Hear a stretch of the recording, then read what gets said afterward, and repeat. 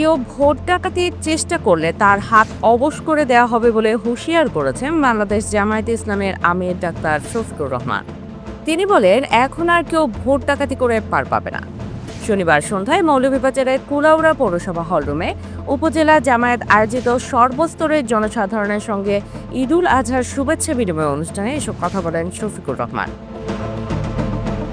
প্রধান অতিথির বক্তব্যে ডাক্তার শফিকুর বলেন, ফ্যাসিবাদ এখনো বাংলাদেশে রয়ে গেছে, আমরা এটিকে মেনে নেব না। আগামী নির্বাচনে কেউ ভোট ডাকাতির চেষ্টা করলে তার হাত অবশ করে দেওয়া হবে।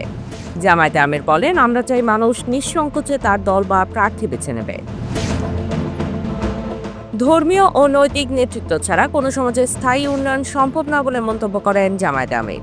তিনি বলেন, এই জাতিকে সঠিক পথে পরিচালনার সক্ষমতা যাদের রয়েছে তারা হলেন আলেম ওলামা। আলেমদের হাতে যদি দেশের নেতৃত্ব থাকে তবে বাংলাদেশ একটি সুন্দর ও কল্যাণময় রাষ্ট্রে পরিণত হবে।